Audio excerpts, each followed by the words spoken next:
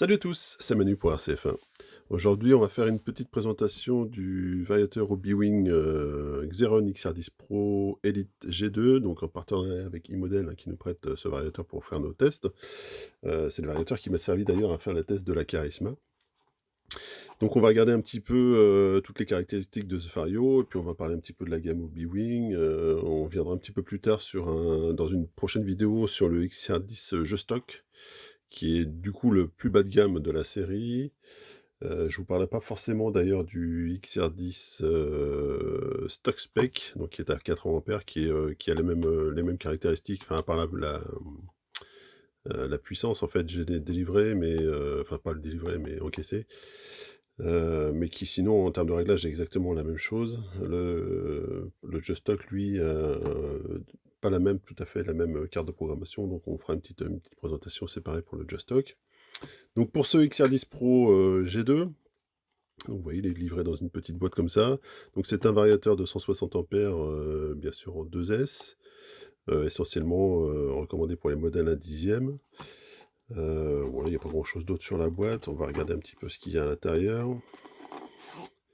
Voilà, donc ça se présente comme ça. Donc ici, il est en couleur gunmetal. Il est aussi disponible, je crois, en noir et je crois en doré et en rouge. Je dis pas de bêtises, alors c'est possible que ce soit tout à fait ça. Mais on va regarder un petit peu plus dans le détail. Donc c'est un variateur qui a déjà servi sur une précédente, utilisation avec, donc comme je vous dis, la Charisma. Donc le variateur, il se présente un petit peu de cette façon-là. Donc vous avez bien sûr le câble qui va au récepteur. Vous avez du câblage, donc le câblage par défaut est déjà dessus. C'est du 14 AWD, AWG, pardon, je vais y arriver. Donc ça peut aller sur nos F1, c'est un petit peu gros, généralement on met plutôt du 16, mais le 14 ça va, et puis en plus il est relativement fin pour du 14, donc ça peut faire la blague. Ici donc là il est branché avec des prises en tulipe, en 4 mm, normalement par défaut dans le kit, enfin dans la boîte, il est avec une prise Tedin. D'accord, donc il faudra faire une petite soudure si vous voulez mettre ce genre de prise. Avec donc un ventilo supplémentaire de rechange, donc protégé par une petite coque en métallique, c'est sympa. Vous avez un câble pour la connexion à la carte de programmation. Vous avez des petites gamines thermo rétractables et du scotch double face pour le coller sur vos trucs, sur vos châssis. Des petits riselants, sympa, toujours bien d'avoir tout ce qu'il faut. Et puis le manuel, alors le manuel en chinois, hop, c'est pas celui-là qui va nous intéresser, des autocollants et le manuel en anglais. Il n'y a pas de manuel en français pour ces variateurs, donc c'est un assez gros pavé, vous allez voir qu'il y a pas mal d'options dedans. Donc je ne vais pas tout vous détailler. En gros, les principales caractéristiques, donc, comme je vous l'ai dit, c'est du 160 ampères en 2S. Donc ce qui va nous intéresser, nous, c'est les valeurs de bec notamment. Donc le bec, donc c'est en gros ce qui ressort pour alimenter le récepteur et donc le cerveau qui va aller avec. Donc ça peut s'alimenter de 5 à 7,4 volts, c'est bien sûr programmé par la carte ou par PC, et ça sort 5 ampères en puissance, donc ça veut dire que ça peut alimenter des cerveaux qui sont extrêmement rapides. Donc ça, il y a la patate qu'il faut pour le faire. Donc le poids, 85 grammes avec les fils, ou 88 grammes sans les fils. Voilà, c'est à peu près ce qu'on peut dire. Donc on va aller brancher tout ça sur le PC. Juste pour info, je vais vous montrer quand même comment se branche la carte. Donc la carte se branche donc sur ce port ici, sur le port, hop, il y a un petit cache qu'on enlève. Je vais essayer de zoomer un petit peu, comme ça vous verrez mieux. Il y a un petit cache qu'on enlève en caoutchouc. Et puis on peut brancher la carte, vous voyez. Donc soit on peut brancher un ventilateur en plus, donc c'est alimenté je crois en 5 volts je crois. Soit on branche la carte donc avec le moins de ce côté ici. Donc moins plus et signal. Voilà, donc comme d'habitude le bouton power pour alimenter. Donc là la prise c'est pour le sensor du moteur. Et puis derrière, on pourra mettre éventuellement un interrupteur externe. Si vous voulez mettre par exemple le variateur dans une boîte, on pourra très bien déporter le bouton d'allumage. Ça peut être intéressant par exemple pour du crawler ou des trucs comme ça. Donc à voir. Donc l'idée c'est de brancher avec une carte de programmation. Alors ici c'est une vieille carte de programmation qui est encore en USB, en mini USB, et pas en micro USB, mais elle marche quand même avec ces variateurs. Il suffit de la mettre à jour avec le soft UBWing USB Link. Donc avec la dernière version du soft, on pourra comme ça paramétrer le variateur, et puis donc brancher. Vous voyez ici, vous avez une sortie USB-C avec le moins, donc toujours le moins sur le côté noir. Et puis sur le variateur, on va le brancher comme ça. Ok. Donc c'est ça l'idée. Effectivement, j'aurais pu prendre le câble de la boîte. Donc ce que je vous propose, là, je vais isoler un petit peu tout ça pour pas faire de court-circuit ou tout ça. Et puis je vais vous brancher ça sur PC. Comme ça, on va regarder un petit peu plus en détail tous les réglages du soft. A tout de suite. Donc voilà, on se retrouve un petit peu plus tard. Le variateur est branché donc sur le PC, donc en passant par la carte. Donc l'idée c'est de brancher un câble USB à la carte ici en USB, et de revenir après donc avec ce petit fil là sur la prise de réglage du variateur. Je vous ai débranché le ventilo pour faire les tests, parce que le ventilo fait quand même pas mal de bruit. Donc vous pouvez le laisser brancher. De toute façon en F1, nous dans nos usages, le ventilo sert quasiment jamais en fait, hein. C'est un variateur qui fait 160 ampères, qui peut encaisser 160 ampères, un moteur de F1 en 21.5, ça sort 23-25 ampères max. Donc on est très très large avec ce type de variateur, il n'y a pas de souci. Il faut quand même l'alimenter avec une batterie, hein, donc sinon vous ne pourrez pas accéder aux paramètres sur la carte. Donc vous pourrez tout faire avec la carte, hein. Tout ce que je vais vous montrer là, vous pouvez le faire avec la carte. Je vous montre sur PC, c'est un petit peu plus graphique, un petit peu plus visuel, mais on pourra effectivement vérifier toutes les options avec la carte. Moi je vais quand même regarder à côté tous les paramètres de réglage, hein. Je vais les garder à côté parce qu'il y a quand même beaucoup de choses.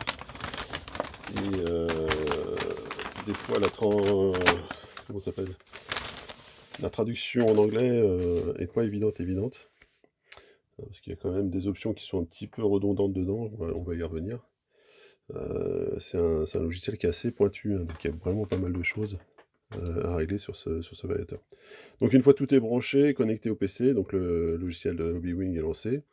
Donc le logiciel, lui, donc c'est la version 4.0.8, hein, elle est toujours mise à jour directement à partir du logiciel, c'est-à-dire quand vous le lancez, il vous propose des mises à jour. Sinon, vous pouvez le télécharger de la dernière version sur le site d'UBWing, là-dessus, il n'y a pas de souci. Donc on l'allume, hop, et donc normalement, on va pouvoir connecter le variateur. Alors normalement, quand on l'allume la première fois, il se connecte automatiquement. Là, j'avais déjà lancé une première fois pour vérifier. Donc on clique sur Connect ici, dans Connection Statut. Voilà, donc on arrive au paramétrage du variateur en lui-même. Donc il y a pas mal de choses à voir. Donc on a déjà tout en haut, donc on est sur General Settings, donc c'est les paramètres principaux. Donc on voit qu'on a pas mal de profils en fait qui sont déjà rentrés à l'intérieur du variateur. Ce sont des profils, on va dire, type, hein. Donc il y en a, je crois, 10. 10 différents modes. Donc vous pourrez voir ça dans la doc, il y a tous les détails des différents modes. Donc ça c'est pas mal. Alors, nous ce qui nous intéresse, donc on a d'abord le running mode. Donc running mode, c'est de savoir comment on peut avoir les fonctions. Donc ici on utilise principalement le mode avant et le frein, hein. On ne met pas de mode reverse en compétition, c'est interdit. On pourrait le faire par exemple à l'entraînement si vous avez l'occasion de faire ça. Donc le reverse force, on s'en fout du coup. Le cutoff, donc c'est la protection de la lipo. Hein. Donc soit vous mettez, une protection auto qui est à 3,5 volts, soit vous réglez vous-même la protection, donc ça va de 3 jusqu'à 7,4 volts pour du 2S. D'accord. Alors, c'est par cellule normalement, hein. Ensuite, vous avez la protection thermique, de l'ESC, donc 105, 125 et disable, donc pour l'enlever. Ensuite, la protection thermique des moteurs, même chose, 105, 125 disable. Alors, ce qu'il faut savoir, c'est que par exemple, si vous mettez des moteurs d'autres marques que Hobbywing, ces valeurs de température pourraient remonter fausses dans le soft Hobbywing et entraîner une coupure. Hein, moi, j'ai eu le cas avec, je sais plus quelle marque que j'utilisais. Je crois que c'était du Team Power ou un truc comme ça, qui me donnait, j'avais une température de 70-80 degrés, et le SC me disait que le moteur était à 120 degrés. Donc faire attention à ça. Si vous avez des problèmes de coupure, regardez ça en premier. Hein, ça peut être intéressant. Le back voltage, donc, c'est ce que je vous en ai parlé tout à l'heure. Donc c'est la sortie en volt qui est appliquée au récepteur, donc qui va s'appliquer directement après au cerveau. Donc ça implique principalement le cerveau, hein, puisque les récepteurs, ils peuvent prendre 2S, 3S, c'est pas trop gênant.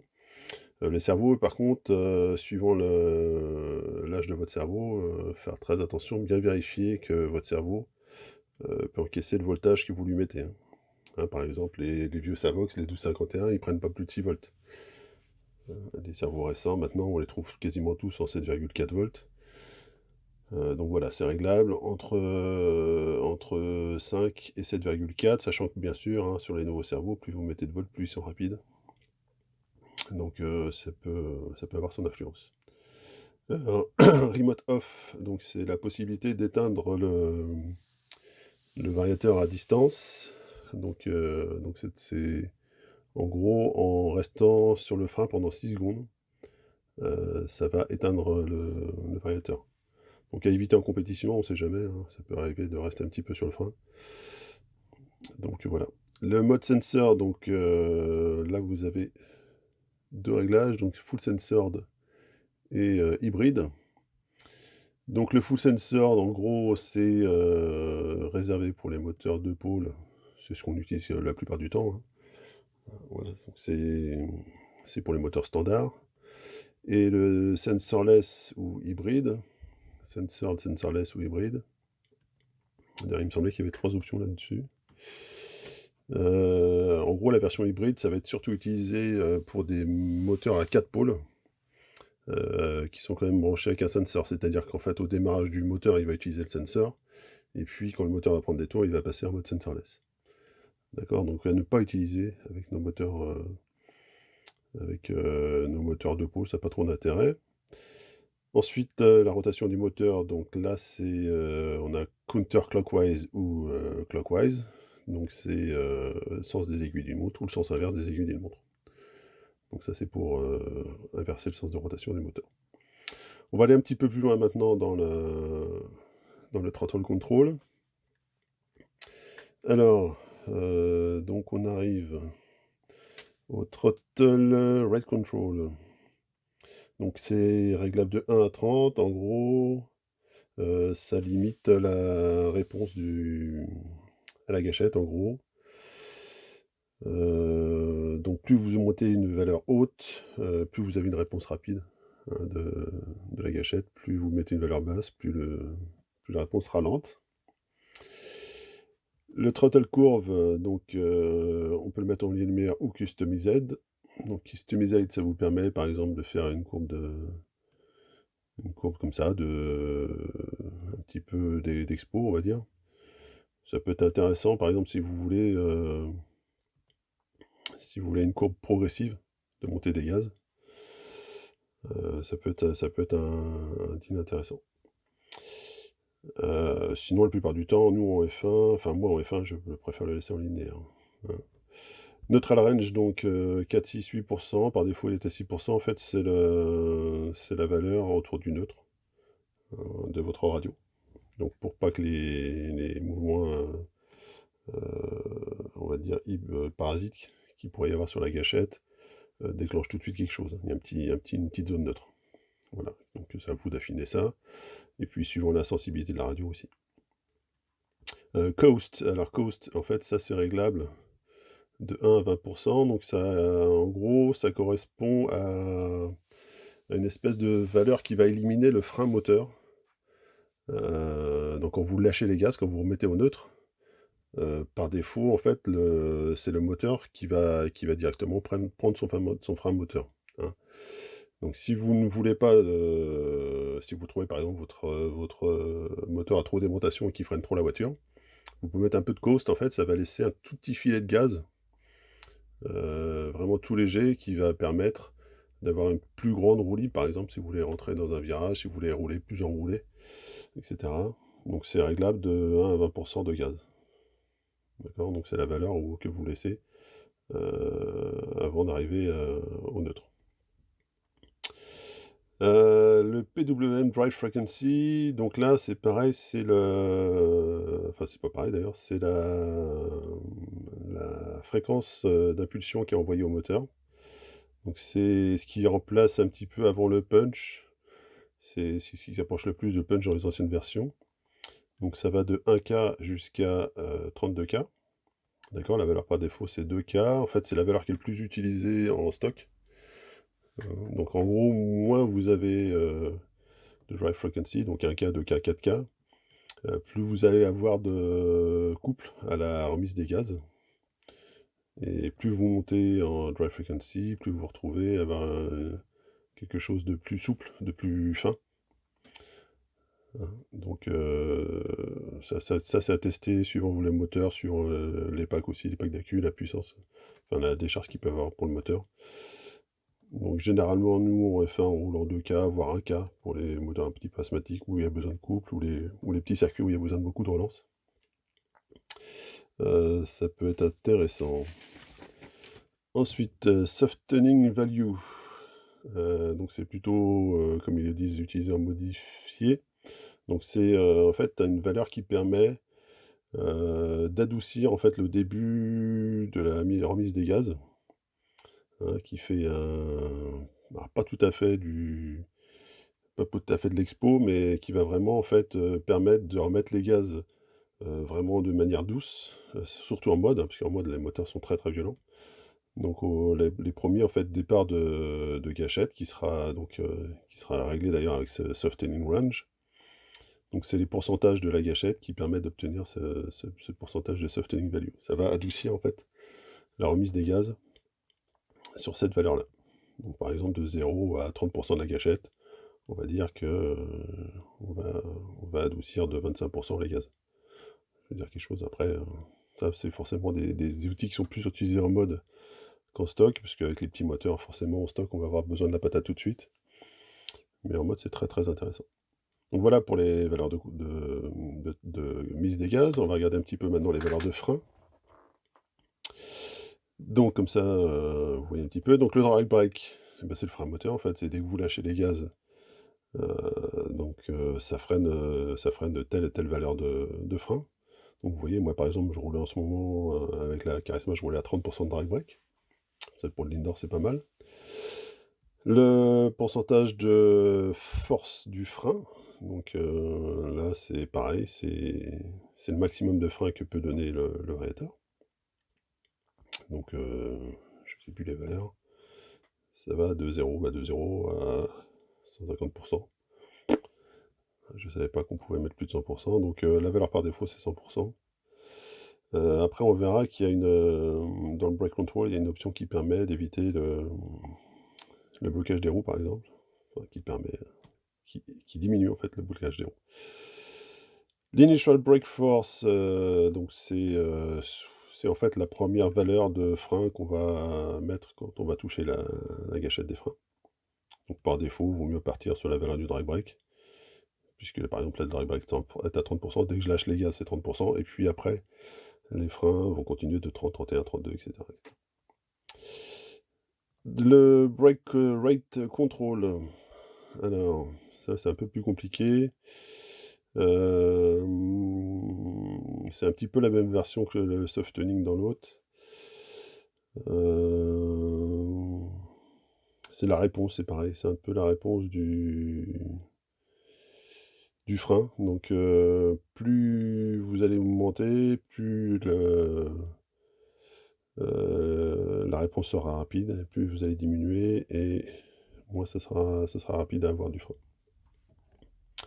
Alors, c'est pas des valeurs sur lesquelles j'interviens beaucoup, moi. C'est vraiment, généralement, je les mets au max. Et j'y touche pas trop. Break curve, donc comme la courbe des gaz, on peut mettre une courbe non linéaire si on veut à la courbe des freins. Donc tout ça se combine un petit peu, hein, avec d'autres versions. Et là, break frequency, c'est la même chose. Donc plus vous allez mettre bas, plus vous allez avoir de frein. Plus vous allez mettre haut, plus vous allez avoir quelque chose de souple. D'accord? Et enfin le break control, donc on a 3 versions, c'est là qu'on avait 3 versions, c'est pareil. Donc on a linéaire qui est une version un peu plus avancée du frein, on va dire, mais qui est un petit peu plus faible que la version traditionnelle. Donc on aura plus de feeling en fait avec la version linéaire, un petit peu plus de frein avec la version traditionnelle, c'est ce qu'on avait d'habitude avec les anciennes versions de Xeron, hein, les 3 points ou les 2 points. Et puis on a hybride, alors c'est là que c'est un petit peu plus intelligent, c'est que la version hybride en fait, elle va switcher entre le mode linéaire et le mode traditionnel suivant la vitesse du véhicule. Donc, par exemple, on peut se dire par exemple à haute vitesse, on aura quelque chose de plus linéaire, plus souple, et puis à basse vitesse, on va avoir quelque chose qui va freiner plus fort. Ou l'inverse. Enfin, l'idée en gros, c'est qu'il va essayer de prévenir les blocages de roues, hein, d'avoir le meilleur frein, tout en essayant de bloquer les roues. C'est pas des valeurs que j'ai testées, donc je sais pas si c'est vraiment efficace sur la piste avec nos F1. Moi j'ai roulé tout le test en traditionnel, puisque j'ai une habitude de frein en fait avec les anciens Vario B-Wing, qui est comme ça, donc j'ai un peu de mal à changer ces valeurs. Ça sera à vous de voir. Enfin, on termine vite fait, donc je vous le montre, mais on s'en sert pas. Donc les valeurs de timing, donc qui sont interdites nous en stock. Donc comme d'habitude, hein, boost timing et turbo timing. Donc je vous les montre vite fait. Donc le timing, donc ça va de 0 à 64%. Le timing, il faut savoir que c'est le timing max qu'on pourrait mettre sur un moteur, c'est 65%. Donc ça s'accumule avec le timing physique aussi du moteur, donc faites attention, hein, quand vous mettez du turbo ou du boost timing, à pas monter dans des trop hautes valeurs de timing, parce que vous pouvez du coup avoir un moteur qui fait un peu n'importe quoi. L'activation du boost timing, donc ça peut être fait par rapport au nombre de tours par minute, ou alors ça peut être fait en automatique. Je ne vois pas trop l'intérêt du mode auto. Ah oui, si, c'est marqué en fait en dessous, ici. Voilà. Donc il va monter comme ça, à 10 000 tours ça sera 0 degré, et à 15 000 tours ça sera 6 degrés. Donc à voir. Je suis pas trop féru de timing sur les varios, moi, donc voilà, donc ça c'est le déclenchement du boost timing et la fin du déclenchement, donc de 6000 à 22 500 tours. Et le turbo timing, c'est la même chose, donc avec un délai qui est possiblement mis. C'est l'intérêt en gros des turbo timing, c'est surtout pour avoir de la pointe dans la ligne droite, sans pour autant faire chausser le moteur dans le reste du circuit. Et puis donc on voit un turbo qui peut monter toutes les 0,1 secondes de 12 degrés. Et puis descendre les 0,1 secondes de 24 degrés. Voilà, donc nous on s'en sert jamais, donc pas trop d'intérêt. Data record, donc là on va pouvoir voir les dernières valeurs enregistrées de moteur et de variateur. Donc on voit par exemple là que je l'ai utilisé donc avec un moteur qui n'était pas un moteur B-Wing. Donc comme je vous l'ai dit, c'est des valeurs qui ne sont pas forcément bonnes. Par contre la valeur de SC, elle est bonne. D'accord? On voit la dernière valeur de la batterie, et puis ce qui est intéressant, si vous voulez comparer les moteurs, on voit le nombre de tours par minute qu'a pris le moteur sur la piste. Hein, donc ça c'est pas mal si vous voulez par exemple comparer 2 moteurs ou 3 moteurs sur la piste, voir lequel prendre le plus de tours, par exemple en ligne droite. Ça peut être intéressant. Enfin, on termine avec le firmware upgrade, donc qui nous permet donc de mettre à jour la version du variateur. Donc ici on est en version XR4 4403. On voit qu'il y a la version 0.5 et 0.9 qui est sortie depuis. Donc on peut faire des mises à jour. Les mises à jour en général elles apportent un peu plus de stabilité. Et puis ils corrigent souvent quelques bugs. En termes de perf, ça ne change pas grand chose en général, c'est rare qu'il y ait des grosses différences, mais c'est plus des notions de feeling qui sont remontées par les top pilotes de chez Hobbywing, qui permettent de régler un petit peu par exemple le feeling du frein, le feeling des gaz, ce genre de choses. Donc voilà un petit peu la programmation du variateur. Donc quand vous avez fini, bien sûr l'idée c'est d'appliquer les settings, et puis vous avez un bouton pour remettre toutes les valeurs par défaut. Donc ça c'est pas mal. Vous avez aussi, comme je vous l'ai montré tout à l'heure, dans la possibilité de mettre à jour, je vous en ai parlé tout à l'heure, de mettre à jour la version de la boîte, la box. Donc moi je suis en version 3.2.31. Alors je ne l'ai pas mise volontairement en fait en version trop récente, puisque les versions 4 ne permettent plus de programmer les variateurs 2.1 je crois. Donc il faut rester en 3.2.30, 3.2.31, c'est pas mal. Elles sont pas mal, elles permettent de tout faire. C'est un petit tips comme ça qui peut être utile. Donc voilà le test de ce petit vario. Donc nous on l'a utilisé principalement sur la Charisma, ce petit variateur. Donc c'est un petit peu gros hein, quand même, 160 ampères, c'est un petit peu surdimensionné pour faire de la F1, mais bon c'est quand même un variateur qu'on pourra utiliser sur d'autres machines, sur du DTM, sur du buggy en 1/10 aussi, ça marche très très bien. Hein, c'est pas des variateurs qui sont très très gros. La version stock spec 80 A, pas stock spec, c'est si stock spec 80 A, est encore plus petite. Hein, donc elle va mieux se fondre, je pense, dans la châssis F1. Elle prendra un petit peu moins de place. Mais elle marche vraiment bien. Et puis là, l'avantage de cette version 160, c'est que du coup, c'est très versatile, vous pouvez l'utiliser dans tous les châssis quasiment sans problème. Voilà, donc on va s'arrêter là, nous, pour cette présentation du variateur XR10, donc G2 Pro Elite. J'aurais pu faire un nom un petit peu plus long. Donc il y avait une version Pro Elite, et maintenant c'est la version Pro Elite G2. Voilà. Donc qui est vraiment un super variateur, c'est la référence hein, chez Hobbywing, c'est vraiment, depuis plusieurs années maintenant, c'est les références en matière de variateur. On trouve difficilement mieux. Alors les prix ont un petit peu monté. Donc c'est la version XR10 Pro, parce qu'on est un petit peu plus de 200 €. De tête, la version XR10 jeu stock est autour des 120 €, quelque chose comme ça, 115-120 €. Stock spec, pardon. Et la jeu stock, là, donc cette petite version là, 60 ampères, on peut la trouver entre 60 et 70 €, je pense. 70-75 €. Donc ça c'est pas mal. Je vous ferai donc un test pareil de cette peut-être un peu plus rapide, hein, cette version J-Stock là, qui est un petit peu plus adaptée qu'un F1 qui prend un petit peu moins de place. On verra, il y a il y a des pour et des contre. On verra ça tout ensemble dans une prochaine vidéo. Voilà, donc je vous laisse pour cette vidéo. C'est un petit peu long, hein, 30 minutes quasiment de vidéo. Mais je voulais venir en détail sur tous les paramétrages qu'on peut avoir. N'hésitez pas à nous demander si vous voulez des setups pour les varios, notamment pour les Hobbywing, et aussi pour les SkyRC, j'en ai, si ça vous intéresse. Vous m'envoyez un petit message et puis je vous dirai un petit peu ce que j'utilise moi à l'extérieur et puis en indoor aussi, parce que c'est pas tout à fait les mêmes réglages. Voilà, on s'arrête là, et puis je vous dis à la prochaine fois pour une autre vidéo, toujours sur RCF1. Donc la vidéo sera comme d'habitude sur la page Facebook et sur la chaîne YouTube, donc n'hésitez pas à vous abonner. Allez, salut!